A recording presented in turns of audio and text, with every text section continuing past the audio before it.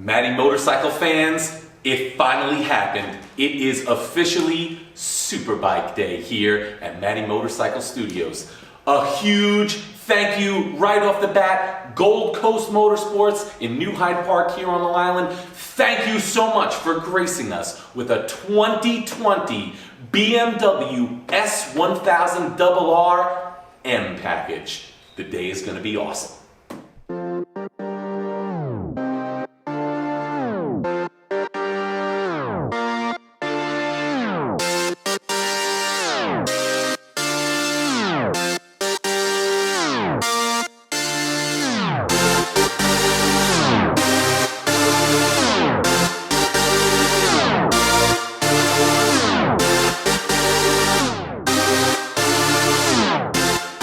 Now folks, to talk about this bike, to really get the most out of it, you need somebody who can get the most out of superbikes. Most of us sit around and go, you know what, the bike is above my head, I still want it, but I'm never gonna get the most out of this machine. Well, you know what, my good buddy and my great friend from Guerrilla Racing, Ant Sabatino, is here, and he actually can get the most out of these superbikes. So I wanted him here to help me talk about just how incredible this machine is. Ant, thank you for being here. Go on, Matt, how are you? I'm living the dream, baby, because we got an S1000RR M for Motorcycle Matty.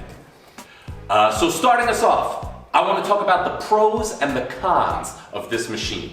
Because everybody out there already has a review. You can see anything you want, Google anything you want. Let's talk about actual attributes that are in the day-to-day life of owning this machine. First up, out of the box, a theoretical 200 horsepower. Lots of power. Lots of power. Yeah, I mean, it's on par with all the other superbikes out there. The R1, the Ducati, obviously.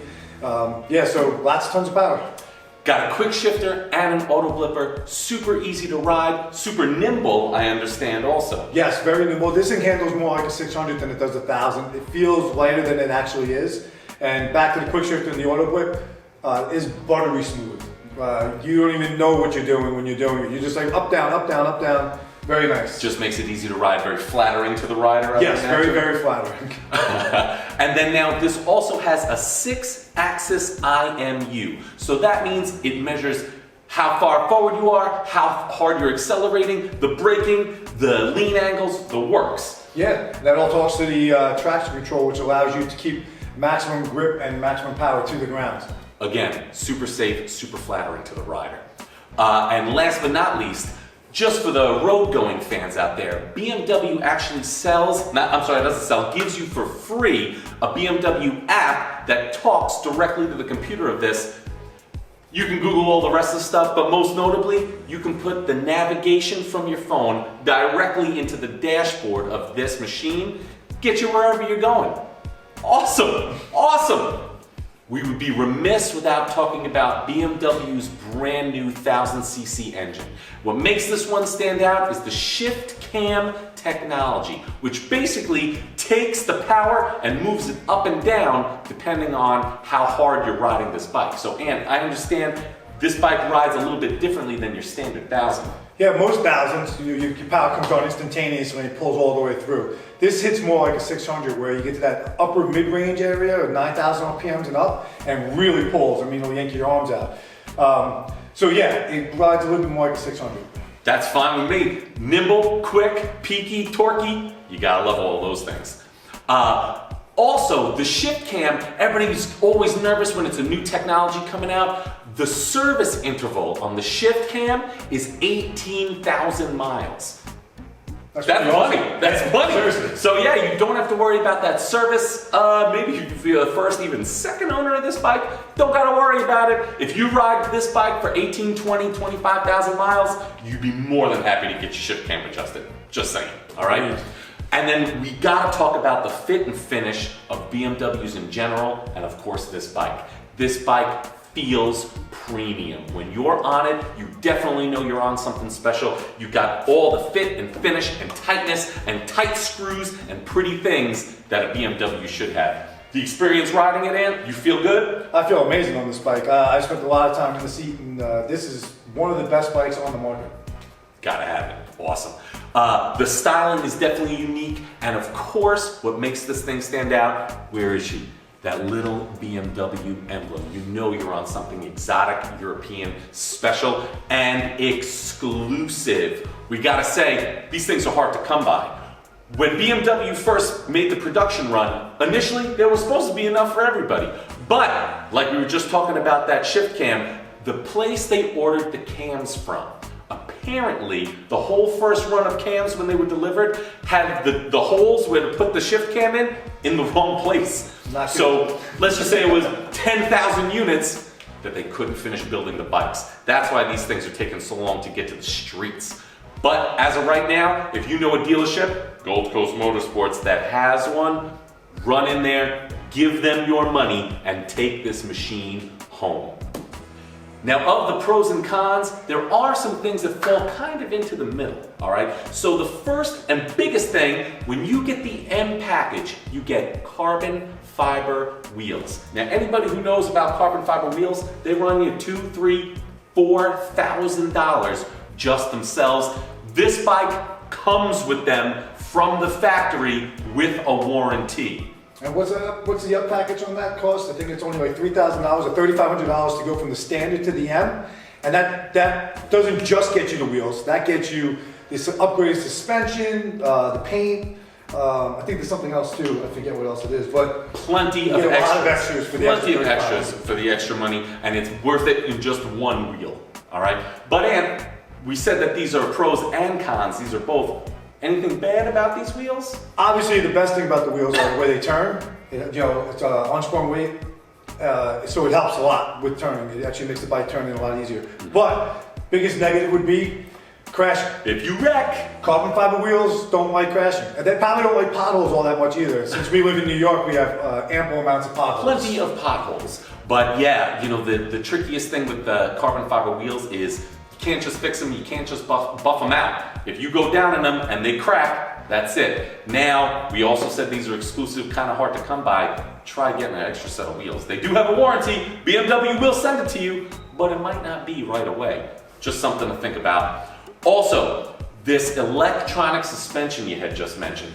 It is an amazing thing. It makes the ride squishy when you want it to. It makes the ride super tough when you want it to. But if you're gonna race the bike, what has your experience been on track? Almost every single person that actually races bikes has a analog type of suspension where we actually dial it in and change it as we want it. This suspension is really good if you set up your baseline really well. It'll do a great job. It'll probably get you all the way up to like a mid-level A group type of rider. Anything after that, you're probably going to want to go full Owens, K-Tac, whatever it may be, aftermarket, where you can adjust it yourself. So if you're a fun track day rider who goes 2, 3, 4, 5 times a year, and then you ride this the rest of the time on the street, definitely opt for the electronic suspension. But if you're going pro or you're going to race this bike, just stuff that's got to come off anyway. Moving on, now the tricky thing with these bikes is the tuning. Anything European, you gotta have very special tools, very special computers to talk to it. So on the pro side, as good as you ever need it to be, it comes like that from the factory. This bike comes amazing. You don't have to change the can, you don't have to put an exhaust on it, you don't have to do anything, and it's amazing. Yeah, my 2013, all I did was put a slip-on exhaust on it and rode the wheels off it and had a blast with it. Awesome. But then again, the con, if you do want to adjust it, if you do want to race this bike, if you do want even more horsepower out of it, big money. Big money, and you gotta get a specialist to do it. I was gonna say, it's not something you can tweak in your garage. Yeah. And then, of course, we're talking about the brakes. Now, BMW decided to go a whole different route away from Brembo and make a different braking system for their bikes. We have a Nissan Master Cylinder and BMW side manufactured brakes, which I understand are still pretty great, right? I never had a problem with mine at all. I've ridden, I think I put 2 full days on, 4 full days at VAR coaching and getting to ride a little bit harder on it, and I had no problems at all with the brakes. Brakes are awesome.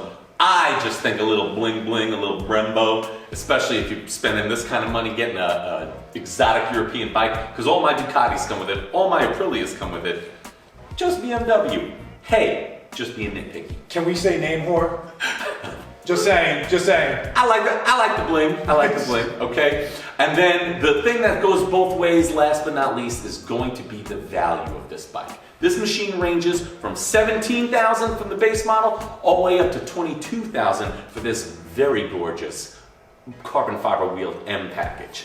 Now, some would say $22,000, Matt, what do you mean value? Well, for that money, like we said earlier, you're getting a whole bunch of technology, you're getting the BMW emblem, you're getting the carbon fiber wheels, you're getting all of the research and development over the last 80 years that BMW has had and experience-wise, and it's sitting right here in front of you.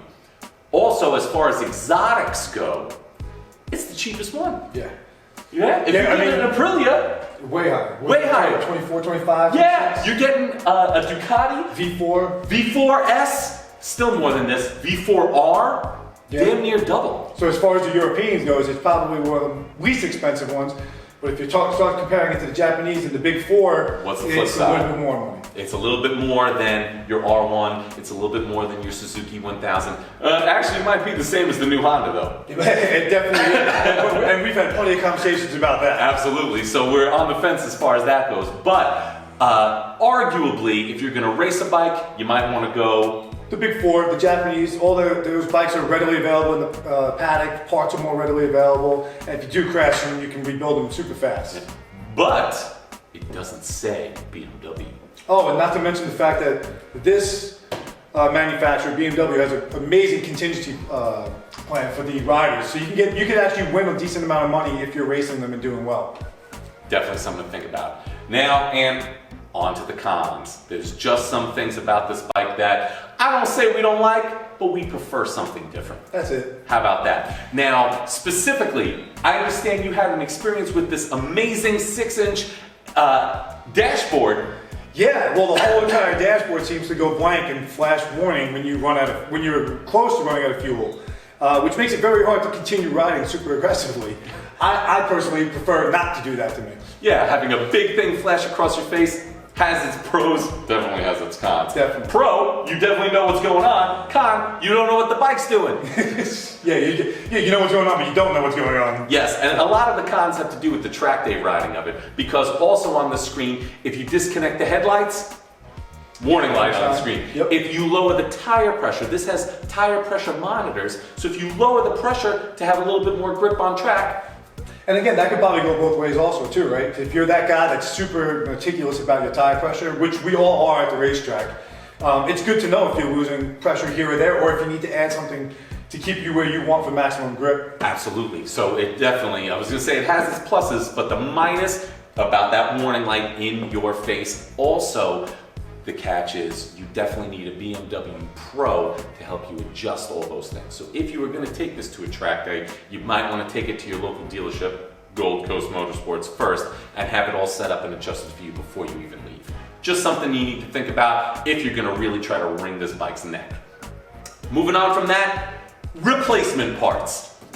Say you're moving this around in your driveway and you knock it over.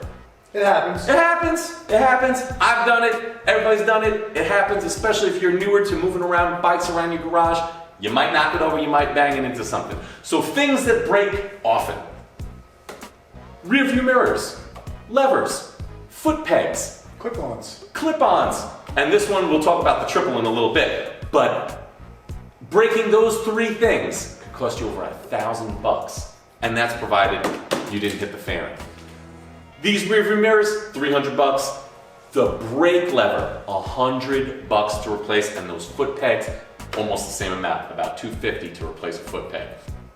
It's expensive. Don't drop your BMW. And that's only if you drop it, knock it over in the driveway. You go down on the street, we already talked about the wheels. Yeah. Big one. And yeah, the wheels at least are under warranty. All these little things, hopefully you get a check from your insurance company. Moving forward from that, this windscreen.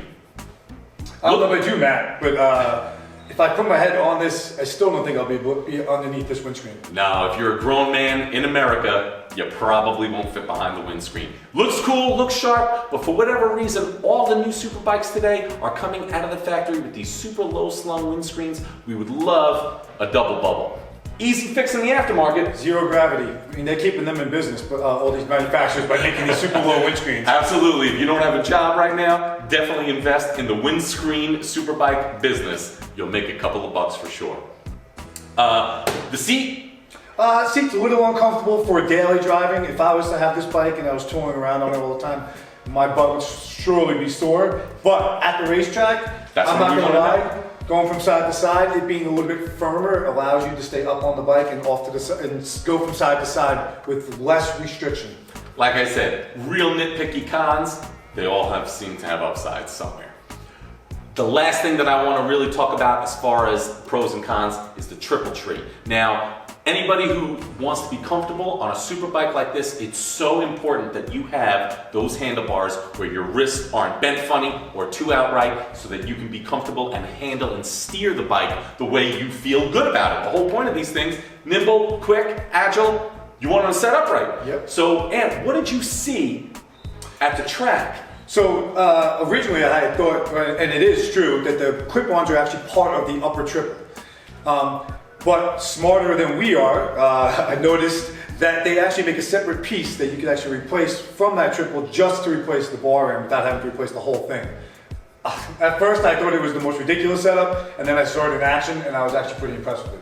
There we go. So there's two bolts that you can take off and put on a whole nother piece onto the side, and then you can put your clip-ons on right underneath it. BMW, you think of everything. You sneaky sly dogs. I like it a lot. Those German engineers. You gotta love them, like we said. 80 years of experience, we figure they know what they're doing.